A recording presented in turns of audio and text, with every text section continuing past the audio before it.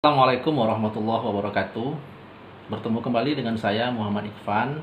Pada kali ini saya akan menyajikan sebuah video hasil tugas yang diberikan kepada murid oleh gurunya selama belajar di rumah dalam rangka memutuskan mata rantai penyebaran virus COVID-19. Ini adalah anak saya yang pertama, bernama Nayangga Alivia Khairani, siswi kelas 11 SMA Negeri 1 Pekanbaru. Selamat menyaksikan. Assalamualaikum warahmatullahi wabarakatuh. Nama saya Nayangga Alivia Khairani dari kelas 11 NIA 9. Kali ini saya akan menjelaskan tentang gangguan sistem reproduksi pada wanita maupun pada pria. Selain itu, saya juga akan menjelaskan tentang bagaimana cara mengatasi ataupun cara menghindari gangguan-gangguan pada sistem reproduksi tersebut. Untuk yang pertama, saya akan menjelaskan tentang gangguan sistem reproduksi pada wanita. Yang pertama, kita akan mempelajari tentang dysmenorrhea. Apa ya dysmenorrhea? Nah, dysmenorrhea itu adalah rasa nyeri pada saat wanita haid tanpa adanya tanda-tanda infeksi. Penyebabnya adalah sekresi prostaglandin yang berlebihan sehingga menyebabkan kontraksi pada otot polos myometrium dan penyempitan pada pembuluh darah uterus. Nah, jika kita mengalami dysmenorrhea, maka yang harus kita lakukan adalah kompres dengan air hangat, minum banyak air hangat, dan jaga pola makan. Nah, yang kedua ada penyakit radang panggul. Penyakit radang panggul adalah radang pada saluran genitalia seperti uterus, tuba falopi, maupun ovarium akibat infeksi bakteri seperti Escherichia coli, Neisseria gonorrhoeae, dan Chlamydia trachomatis. Nah, apabila kita terkena penyakit radang panggul, maka yang harus kita lakukan yang pertama adalah mencuci misfi dengan baik. Yang kedua, selalu konsultasi dengan dokter mengenai kontrasepsi dan dengarkan saran-saran dokter. Yang ketiga, ada kanker payudara. Kanker payudara biasanya dipengaruhi oleh faktor genetik, hormon, dan lingkungan. Dan kanker payudara biasanya diderita oleh wanita yang berusia 45-64 tahun. Agar kita terhindar dari kanker payudara, maka kita harus menjaga berat badan ideal, terus kita tidak boleh merokok, jangan mengkonsumsi alkohol, dan selalu berolahraga secara teratur.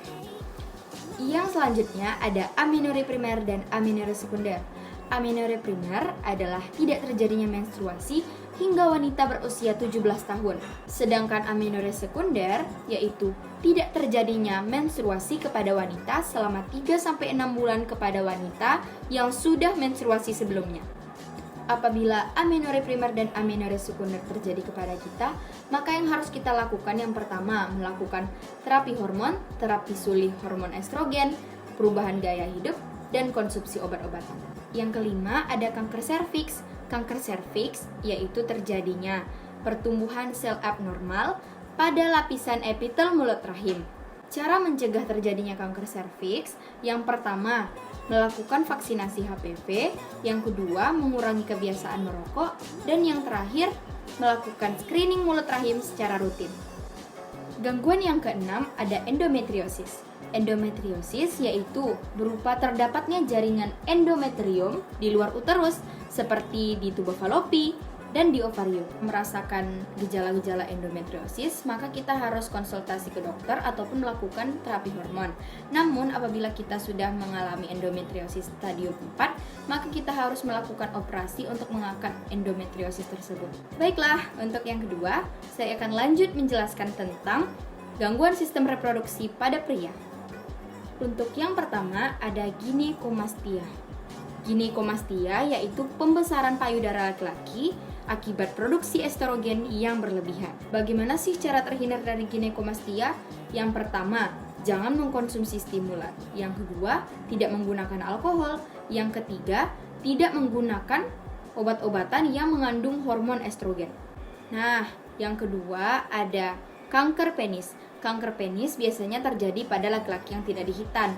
Jadi, terjadinya penimbunan sekresi kental di bawah prepusium. Hal tersebut meningkatkan resiko infeksi menular seksual. Yang ketiga ada hipogonadisme. Hipogonadisme yaitu penularan fungsi testis akibat gangguan hormon. Biasanya dapat menyebabkan kemandulan, impotensi, dan berkurangnya karakter sekunder laki-laki. Pengobatan hipogonadisme dapat dilakukan dengan testosteron seperti suntikan koyo, gel maupun pil. Dan pencegahannya dapat dilakukan dengan gaya hidup sehat dan olahraga secara teratur. Gangguan selanjutnya ada radang uretra dan radang epididymis. Radang uretra dan radang epididymis ini biasanya disebabkan oleh mikroorganisme yang ditularkan melalui hubungan seksual. Cara mencegah terjadinya gangguan tersebut adalah dengan menjaga kebersihan dan kesehatan saluran uritis dan saluran epididymis. Gangguan selanjutnya ada orkitis. Orkitis atau biasanya yang disebut dengan radang testis adalah biasanya terjadi setelah radang epididymis atau setelah penyakit gondongan. Penyakit ini biasanya disebabkan oleh infeksi bakteri atau virus yang tidak diketahui penyebabnya. Pencegahan penyakit orkitis ini dapat dilakukan dengan konsultasi ke dokter. Kemudian dokter akan memberikan antibiotik yang harus kita konsumsi. Dan hal lain yang bisa kita lakukan adalah mengkompres skrotum dengan es. Gangguan terakhir ada prostatitis. Prostatitis atau yang biasa disebut radang kelenjar prostat mengakibatkan terjadinya pembengkakan sehingga terjadinya rasa nyeri dan kesulitan berkemih. Prostatitis biasanya disebabkan oleh infeksi bakteri atau jamur yang dialami oleh pria lanjut usia. Cara menghindari terjadinya penyakit ini dengan tidak mengkonsumsi makanan pedas, asam, ataupun yang beralkohol, lalu memperbanyak minum air putih dan menghindari aktivitas yang dapat memicu iritasi pada prostat. Nah, saran yang dapat saya berikan adalah kita harus menjaga kesehatan organ reproduksi kita, baik wanita maupun pria, agar kita tidak mudah terserang gangguan-gangguan yang sudah saya jelaskan tadi. Selain itu, kita juga harus mengkonsumsi makanan-makanan sehat, memperbanyak minum air putih, selalu olahraga secara teratur, dan menjaga pola hidup sehat. Sekian yang dapat saya sampaikan. Apabila ada kesalahan kata, kekurangan, saya mohon dimaafkan. Wabillahi taufiq wal hidayah. Wassalamualaikum warahmatullahi wabarakatuh.